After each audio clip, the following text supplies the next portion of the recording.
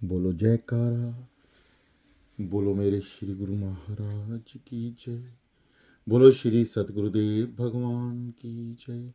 बोलो श्री परमहंस दयाल जी महाराज की जय। श्री स्वरूप दर्शन सत्संग सुधा। 84 लाख योनियों का बीज नाम और रूप है। सभी जीव नाम और रूप के कारण भिन्न भिन्न हैं। शरीर जैसे कुत्ते का होता है वैसे ही मनुष्य का। जैसे मानव शरीर में 5 तत्व होते हैं वैसे ही पशु में भी। जैसी आत्मा इस मन में है वैसी ही उस शरीर में भी मौजूद है। मानव शरीर को पाकर हमने इस रूप और नाम को अपना मान लिया है। नाम और रूप तो सदा बदलते रहते हैं। शरीर प्रारब्ध कर्म अनुसार ही मिलते हैं। देह तो आत्मा के रहने का निवास स्थान है। आत्मा को कर्म फल भोगने के लिए हर बार नया शरीर मिलता है। अशुभ कर्मों से आत्मा मलिन हो जाती है और शुभ कर्मों द्वारा ही आत्मा पवित्र होती है। वचनामृत। जल सकल धरती के अंदर व्यापक है, इसका सबको पता है। यदि जल धरती के अंदर है तो बीज छिड़क देना चाहिए, वे स्वयं ही जम जाएगा। परंतु ऐसा होता है? ऐसा नहीं होता। यदि कहीं जल धरती के ऊपर स्वयं ही आ गया तो भी धरती और बीज दोनों को ही नष्ट कर देगा। ऐसे यदि कोई बिना विधि के भगवान का स्मरण करके उसे प्रकट भी कर ले तो उसका परमार्थ सिद्ध नहीं होगा और सद्गति नहीं मिलेगी। भक्त बिहारी जन सुखदायक प्राणाधार श्री सद्गुरुदेव जी महाराज ने अमृत उपदेश अज्ञान अंधकार में भटके रहे दुखी मानवों के लिए सदा दिव्यापन प्रज्वलित ज्ञान दीपक का कार्य करते हैं। उनके वचनामृत विषय विकारों में फंसे जन साधारण को सत्य पथ पर अग्रसर करने के लिए परम सहायक हैं। महाप्रभु अध्यात्मवाद के अति गहन तत्व को सरल शब्दों में वर्णन कर दिया करते थे। उनके श्रीमुख से निकले हुए एक एक शब्द में सदग्रंथों का सार निहित था। हृदय सम्राट वेद उपनिषद पुराण और षष्ठ दर्शन के लंबे चौड़े उदाहरण नहीं दिया करते थे, बल्कि आप 2-4 शब्दों में ही गहन से गहन सार सिद्धांत का वर्णन कर दिया करते थे। परम संत कबीर जी ने इस बात की पुष्टि की है कि महापुरुष कभी लंबा चौड़ा व्याख्यान नहीं दिया करते, बल्कि वेद और दूसरे ग्रंथ भी महापुरुषों के मुख से निकली हुई वाणी स्वरूप है। उनका कथन है, वेद हमारा भेद है, हम वेदन में माही, जो कुछ हम करत हैं सो वेदन में नाही। महापुरुषों के मुख से निकले हुए एक एक वचन में जिज्ञासुओं के लिए विशेष संदेश होता है, जिसको व्यवहारिक रूप देने से मानव जीवन उन्नति के चरम शिखर पर पहुंचता है। एक उर्दू शायर कहता है, एक ही नुक्ता में सब इल्मों का मतलब पा लिया, कागजों का बोझ अब सिर पर उठाएं क्या जरूर। गुरु ग्रंथ साहिब में भी इसी अमर सत्य का वर्णन इन शब्दों में किया गया है। नानक लेखे एक गल होर होमे झक्कन झाक। श्री सदगुरुदेव जी के वचन तो महामोह रूपी घने अंधकार को नाश करने के लिए सूर्य की किरणों के समूह हैं। उनका हर वचन जीवन में नव क्रांति लाने वाला था। श्री महाराज जी कभी किसी ग्रंथ का कोई श्लोक इत्यादि नहीं बोला करते थे। प्रेमीजन उन वचनों को हृदय में धारण करके और फिर उन्हें व्यवहार में लाकर परम लाभ मानते थे। श्री सतगुरुदेव जी श्री रामकृष्ण परमहंस जी के समान ही मोटे शब्दों में धर्म ज्ञान नीति गुरु भक्ति सहज योग इत्यादि विषयों के गुण रहस्यों का प्रतिपादित किया करते थे। महाप्रभु के वे श्री मुख्य वाक्य आज भी भौतिकवाद के संतप्त प्राणियों को परम शांति और दिव्य आनंद प्रदान करने में समर्थ हैं। आज भी हजारों लाखों साधक और जिज्ञासु उन अमर वाक्यों का मनन करके अपने जीवन के परम लक्ष्य सत्य स्वरूप निज पद की प्राप्ति कर सकते हैं। दाता दीनदयाल जी ने समय समय पर अपने सेवकों को जो विशेष उपदेश दिए, उन्हें दास ने अपनी तुच्छ बुद्धि द्वारा संक्षिप्त रूप में लिखा है। यह मुख्य वाक्य हृदय सम्राट श्री महाराज जी के अनुभवों का निचोड़ है। इन श्री मुख्य वाक्यों को उसी रूप में वर्णन करने में यदि कोई त्रुटि रह जाए तो दास आशा करता है कि श्री गुरु दरबार के महानुभाव क्षमा करेंगे। मन और जीवा का सिमरण जुदा जुदा है। जब जुबान जाप में लगती है तो कुछ और बोलने से रुक जाती है। ठीक इसी तरह जब मन दूसरे कामों से रुककर भजन स्मरण में लग जाए तो समझो कि मन को उसका असली स्मरण मिल गया। इसका भाव यह है कि जीवा द्वारा नाम सिमरण करने से मन एकाग्र नहीं होता। मन का सिमरण जीवा से नहीं हो सकता, उसे केवल मन ही कर सकता है। जीवा द्वारा सिमरण करने से मन एकाग्र नहीं होता। पिछले संचित कर्मों से ये मानव शरीर मिला है। इसके साथ ही प्रारब्ध की भी प्राप्ति हुई है, जो इसी जन्म में भोगी जाएगी। मनुष्य को ये शरीर पुरुषार्थ करने के लिए प्राप्त हुआ है। शरीर के भरण पोषण के लिए पुरुषार्थ नहीं करना, बल्कि जीवन के सर्वोत्तम लक्ष्य की प्राप्ति के लिए अर्थात आत्म साक्षात्कार के लिए ही पुरुषार्थ करना है। मनुष्य स्वयं क्रियमान कर्मों का करता है। शरीर के पालन पोषण के लिए पशु और पक्षी भी पुरुषार्थ कर रहे हैं, और मनुष्य और अन्य प्राणियों में अंतर भी यही रहा है। कुदरत की तरफ से जो जो चीजें बनी हैं वे हर मनुष्य के लिए समान रूप से उपलब्ध हैं। सभी जीव उनसे काम ले सकते हैं। सूर्य, वायु, चंद्रमा, आकाश, जल, अग्नि के समान सतनाम भी प्राकृतिक है। यह सतनाम सबको समान रूप से पूर्ण सदगुरु अर्थात कामिल मुर्शिद से मिलेगा।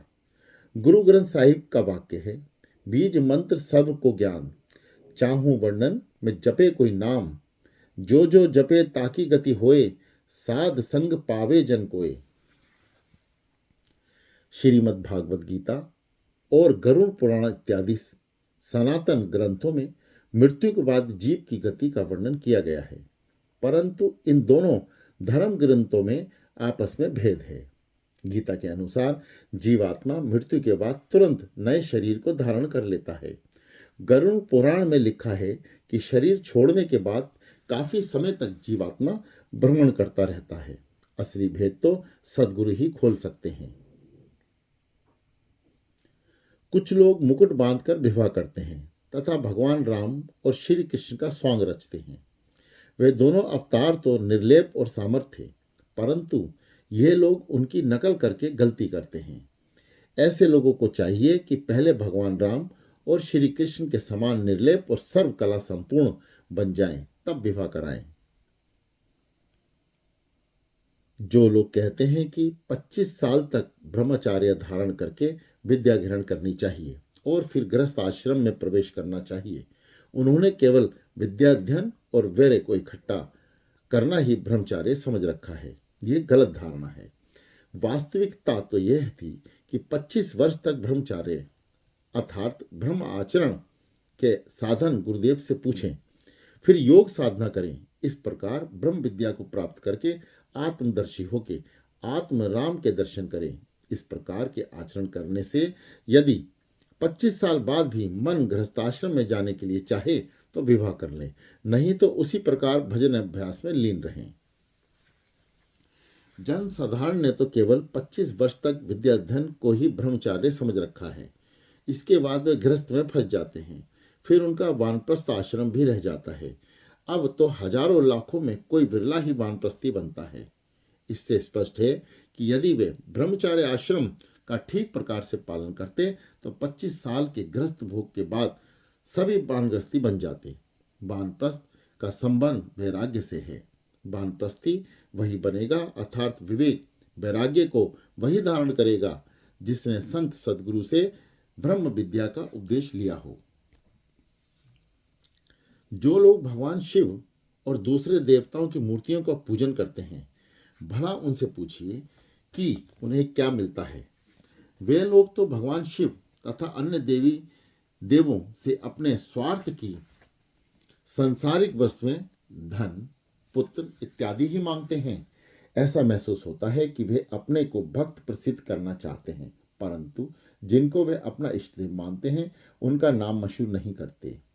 सकामी लोगों के इस प्रकार अपने इष्ट देव को मजबूर बना रखा है, जिनसे वे अपनी मनोकामनाएं पूरी करने के लिए कहते हैं। इस प्रकार की मनमानी उपासना कभी सच्ची भक्ति नहीं कहला सकती।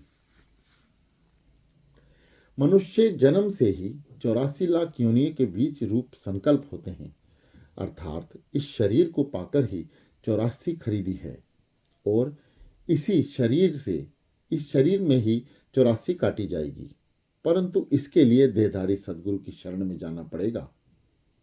अपने शरीर को ममता, त्याग तथा साधक गुरु के शरीर की तन मन धन से सेवा करें, अर्थात अपनत्व मिटा दें। सदगुरु के ध्यान के बिना आपाभाव कभी नहीं मिट सकता। अपनत्व ही 84 का बीज है। जब त्रेता युग में भगवान राम मौजूद थे, तब श्री सदगुरु की परम आवश्यकता थी। इसलिए तो भगवान राम ने स्वयं गुरु वशिष्ठ जी को सत्य उपदेश ग्रहण किया और सच्चे दिल से गुरु सेवा की। श्री राम के समय तो सदगुरु की जरूरत थी, परंतु अब तो भगवान राम भी शारीरिक रूप में नहीं है, इसलिए सदगुरु की जरूरत कहीं अधिक है। भगवान राम ने अयोध्या वासियों को रामायण उत्तराखंड में इस प्रकार उपदेश दिया। कारणधार सदगुरु दृढ़ नावा, दुर्लभ साज सुलभ कर पावा, अर्थात सदगुरु के बिना मनुष्य को कोई पार नहीं लगा सकता। पार्वती ने सप्त ऋषियों को कहा था कि मैं अपने गुरु नारद जी की आज्ञा को नहीं टाल सकती, चाहे स्वयं मेरे प्रियतम भगवान शिव भी आकर 100 बार मना क्यों ना करें। तनु न नारद कर उपदेशु, आपू कही 7 बार महसू। जो लोग कहते हैं कि स्त्री का गुरु पति ही बन सकता है, वे अज्ञानी। जब अंत समय स्त्री की मृत्यु होने लगती है तो कहते हैं कि अब तुम राम राम या गुरु गुरु जपो। ये कोई नहीं कहता कि तुम अपने पति का स्मरण करो। इससे सिद्ध हुआ कि पति कदापि गुरु नहीं हो सकता। गुरु तो पिता समान होता है, पति शरीर का मालिक होता है, परंतु ये बात भी सत्य नहीं, क्योंकि शरीर पराधीन है। विधाता की आज्ञा अनुसार शरीर छोड़ना पड़ता है। पति की आज्ञा को कौन पूछता है। त्रिकुटी लंका के समान मसलसी त्रिकोण है। लंका में केवल हनुमान जी ही पहुंच पाए थे। हनुमान जी पवन पुत्र थे। अब विचार कीजिए, जो अपना मान अपने इष्टदेव भगवान के आगे हार कर पवन अर्थात अजपा जाप में ध्यान लगाएगा, वह पवन पुत्र बनेगा। पवन से ही शब्द उत्पन्न होता है, तब यह लंका में पहुंचेगा। वहां सुरती रूप सीता से मिलकर भगवान राम को संदेश देगा। सुरती रूप सीता अहंकार रूपी रावण के पंजे में जकड़ी हुई है। आगे का राज पूर्ण सदगुरु ही खोल सकते हैं।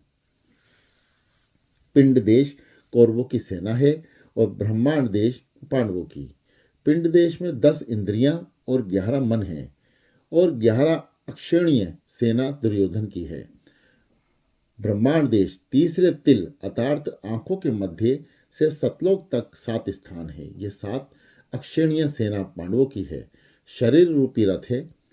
अब आपका काम पांडव अर्जुन बनकर भगवान कृष्ण रूपी सदगुरु को रथवान अर्थात सारथी बनाना है। तात्पर्य यह है कि दोनों सेनाओं के बीच में रथ खड़ा करना है, अर्थात त्रिकुटी में सदगुरु का ध्यान जमाना है। तभी कौरव दल रूपी विषय वासनाएं नष्ट होंगी। 10 इंद्रियां घोड़े हैं। इनका सारथी मन नहीं सदगुरु होना चाहिए। सदगुरु रूपी सारथी बनाए बिना कल्याण नहीं होगा।